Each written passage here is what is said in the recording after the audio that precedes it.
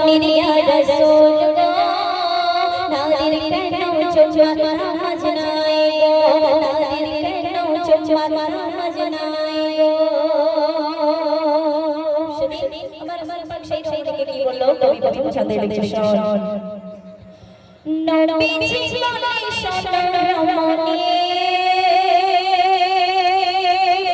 আদেশ দিলেন স্বয়ং রব্বানী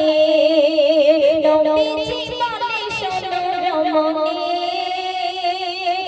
আদেশ দিলেন স্বয়ং রব্বানী জুমাই যখন যাবে তোমার স্বামী চাচাইবে জুগিয়ে দিও তুমি জুমাই যাসাও মোহব্বতার গো আমার রাসূল পাক বলছে জুমাই যাসাও মোহব্বতার গো তুমি অর্ধেকে অংশীদার গো কৃষ্ণ রমণীর ইয়া রাসূল গো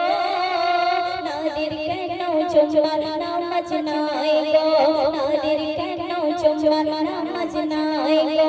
পায় না কেন এই অধিকার গো পায় না কেন এই অধিকার গো আপনার কাছে জানতে চাই গো আপনার কাছে জানতে চাই গো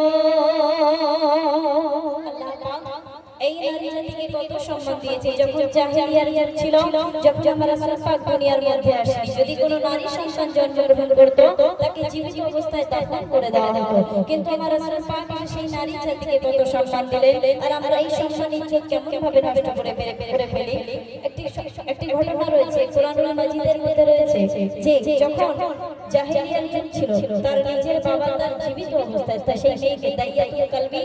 তার নিজের সন্তানকে জীবিত অবস্থায় দাফন করে দিয়েছিল আর আমার রাসূল পাক সেই নারীকে কত সম্মান দিলেন কবি শেষ কথার মাধ্যমে লিখছে দেখো নারীর মর্যাদা আল্লাহ দিয়েছে নবীজি বুঝিয়ে বলে রমণীকে নারীর মর্যাদা আল্লাহ দিয়েছে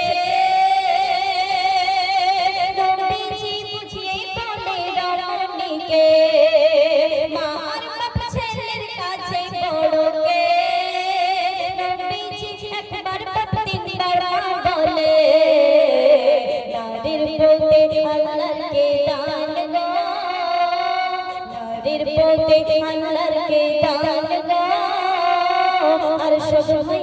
শুধু মহিলা মায়ের রুধির রেণ গো